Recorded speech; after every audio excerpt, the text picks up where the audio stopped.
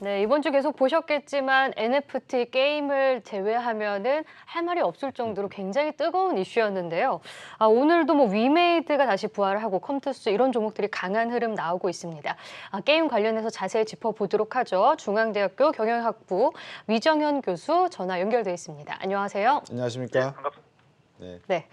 NC소프트가 어제 상한가를 가면서 굉장히 핫 이슈가 됐었죠. 근데 오늘은 좀 쉬어가는데 일단 국회가 강제게임 셧다운제 10년 폐지, 10년 만에 폐지한 이 개정안 법안 내용이 부각이 되기도 했습니다.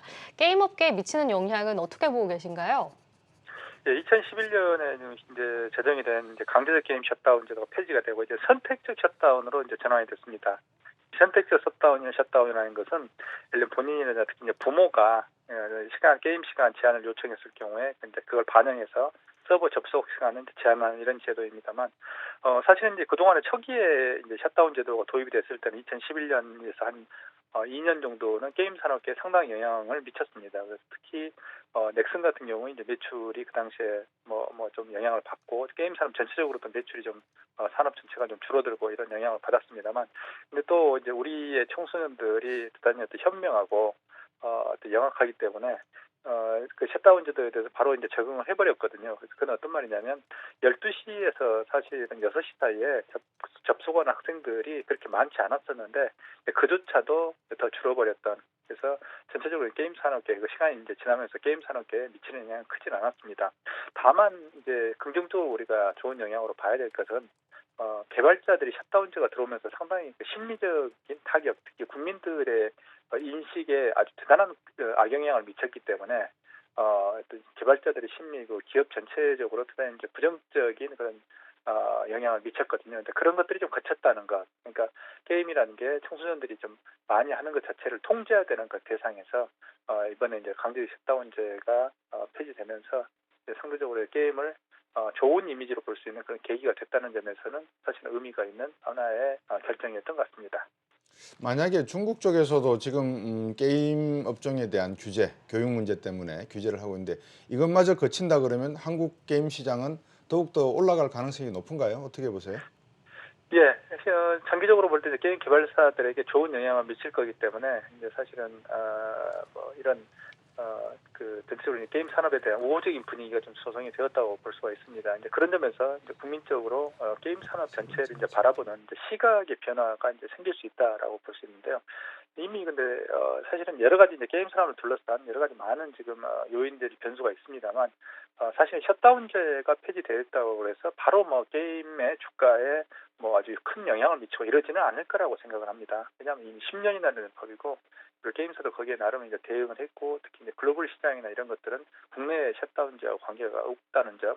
뿐만 아니라 최근에 이제 게임이라는 게 중요하게 좀 변화하고 있는 게 기술적인 플랫폼으로서 좀 기능을 하고 있습니다. 그래서 예를 들어서 아까 나왔던 이제 NFT라든지 이런 어떤 새로운 어떤 그 기술의 중요한 어떤 플랫폼으로 기능하기 때문에 오히려 셧다운제보다는 향후에 그런 어떤 글로벌 진출 또는 NFT 같은 기술적인 플랫폼으로서의 가능성, 이 점이 훨씬 더 사실은 주가에 영향을 미치는 요인이라고 생각합니다. NFC가 뜨거운 화두인 만큼 이번 주 게임주들의 계속 실적 발표가 이어졌었는데 IR에서 NFT가 언급이 되냐, 구체적으로 나오냐 아니냐에 상당한 주목을 받았었는데요. 이 게임 기업들의 실적 발표 어떻게 보셨습니까? 예, 이번에 대략 뭐 예상했던 정도의 수준의 실적이 좀 나왔던 것 같습니다. 그래서 넥슨이 좀 선방을 했고요. 3N 우리가 넥슨, NC, 뭐 그다음 넷마블 세 개를 보게 되면 넷마블하고 NC가 조금 죽을 쓴 이런 상황입니다. 그래서 뭐 NC하고 넷마블은 상당 정도 영업이익하고 뭐 전체 매출에 있어서 뭐 상당한 타격을 좀 받았고요.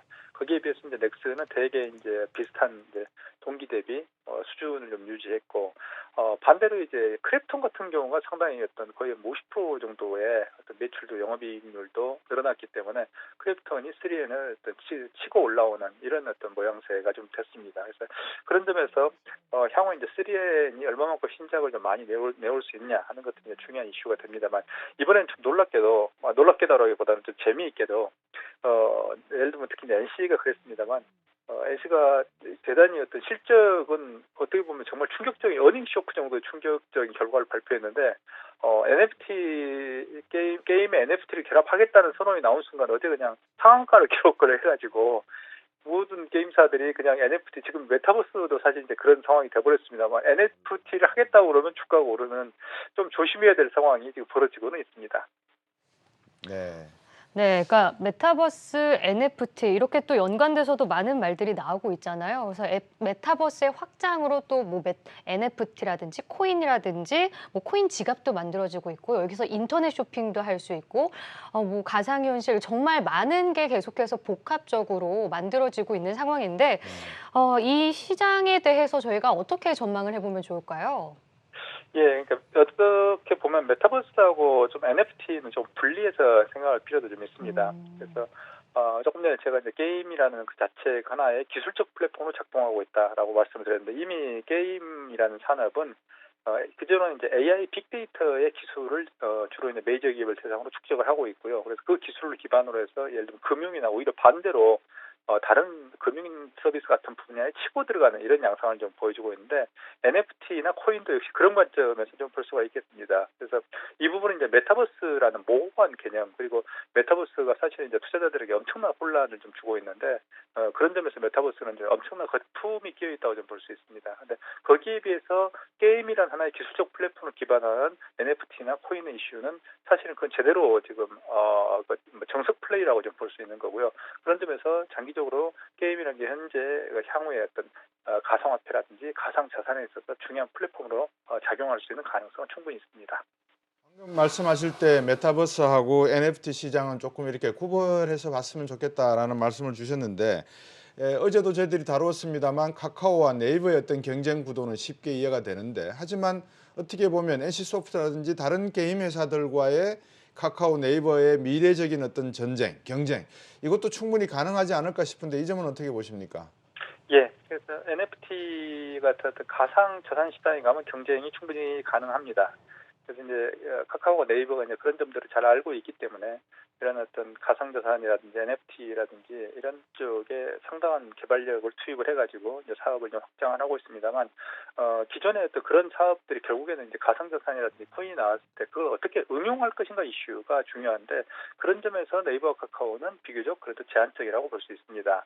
거기에 비해서 게임 회사들 같은 경우는 기존에 이제 가상화폐를 운영해본 어쨌든 게임 내에서 그 통용이 되는 가상화폐는 기본적으로 거기에 이제 NFT만 결합을 시키면 기존의 또 비즈니스 모델에서 크게 벗어나는 게 아니거든요. 그래서 그런 점에서 볼 때 최근에 특히 이제 뭐 위메이드 같은 회사도 그렇고 뭐 게임비 같은 회사도 자신들의 IP 그리고 특히 위메이드는 이제 미르4를 가지고 글로벌 시장에서 이 NFT의 가능성을 증명을 해줬거든요. 그러니까 그런 점에서 대단히 공격적이고 그동안에 또 보면 오랜 시간 거의 3년 이상 기술 축적을 했기 때문에 그런 점에서 본다면 게임 회사들조차도 게임 회사들은 본업에서 NFT를 결합하기가 훨씬 쉽다. 그리고 이미 게임 자체가 하나의 가상 경제이기 때문에 그런 점에서 메타버스라는 그런 모호한 개념을 쓰지 않고도 충분히 우리가 이해 가능하고 그리고 분석 가능하다 이렇게 볼 수가 있습니다. 지금 그 뭐 정치 이야기는 방송에서 적절치는 않습니다만 이게 e스포츠라고 하는 게임이 있지 않습니까? 예. 2022년 항저우 경기가 열리는데 정청래 의원이 아마 이 여당 쪽 e스포츠 관련 위원으로 지금 활동을 하시는 것 같은데 이분이 어제 국회에서 그런 말씀을 하셨어요. 이게 게임이냐 스포츠냐 e스포츠가 만약에 이게 게임과 스포츠 사이에 명확한 정의가 이루어지지 않는다면 지금 뭐 병역 혜택을 줘야 된다 게이머들에게 여러 가지 이슈들이 덩달아서 이제 발생할 것 같은데 어떻습니까? 이 스포츠도 하나의 게임으로 봐야 됩니까? 아니면 스포츠로 봐서 국가적인 어떤 혜택을 줘야 되는 겁니까? 어떻게 보십니까? e스포츠를 게임으로부터 이제 분리하려는 그런 어떤 시도들 그리고 사실은 이제 또 메타버스도 지금 말씀하신 동일한 이슈를 최근에 어떤 의원들이 제기하고 있습니다. 그러니까 메타버스도 게임하고 분리하는. 근데 그렇게 자꾸 이제 게임하고 분리하려는 게 뭐냐면 셧다운제라든지 뭐 질병 코드 등등으로 해서 게임이 가지고 있는 국민적인 부정적인 이미지가 있기 때문에 그게 사실은 이제 다른 사람들이 게임을 조금 싫어하는 사람들이 그 강제로 그런 이미지를 이제 씌우는 건데요. 그런 이미지로부터 벗어나면 좀 자유로울 수 있다는 발상을 가지고 있거든요. 근데 반대로 이야기하면 e스포츠를 완전히 게임으로부터 분리해가지고 스포츠로만 할 때 과연 그게 가능할 것인가? 그리고 이미 청소년들의 머릿속에는 e스포츠하고 게임은 이미 하나 일체로 되어 있습니다. 그래서 그런 어떤 부정적 이미지한 이슈는 시간이 가면 자연히 해결될 것이기 때문에 오히려 게임 산업을 e스포츠하고 일체로 갔을 때 장기적으로 볼 때 훨씬 더 큰 그 이득이 있는 거지. 게임과 e스포츠를 분리해서 e스포츠는 따로 가겠다라고 하는 것은 게임 산업의 건전한 발전에 도움이 되지 않을 거로 생각을 합니다. 네. 그렇다면은 지금 시장에서 이 게임, 진짜 게임의 대장주는 어떤 종목으로 보고 계신가요?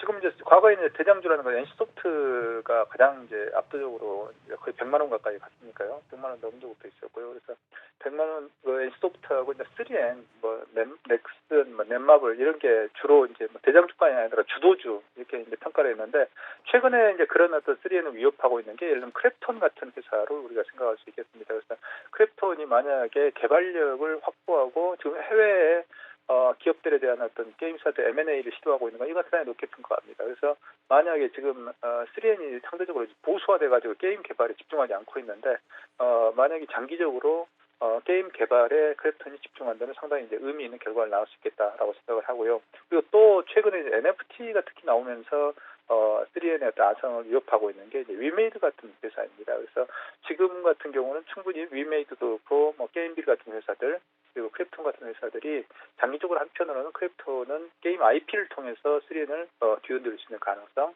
또 하나 위메이드나 게임빌 같은 회사는 기술적인 기술 플랫폼으로서 3N을 뒤흔들 수 있는 가능성 이런 가능성을 좀 충분히 가지고 올라오고 있습니다. 그래서 그런 점에서 이런 회사들을 좀 주의 있게 좀 지켜볼 필요가 있을 것 같습니다. 네, 한국게임학회 회장이면서 중앙대학교 경영학부 교수인 위정현 교수님과의 말씀 나눴습니다. 고맙습니다.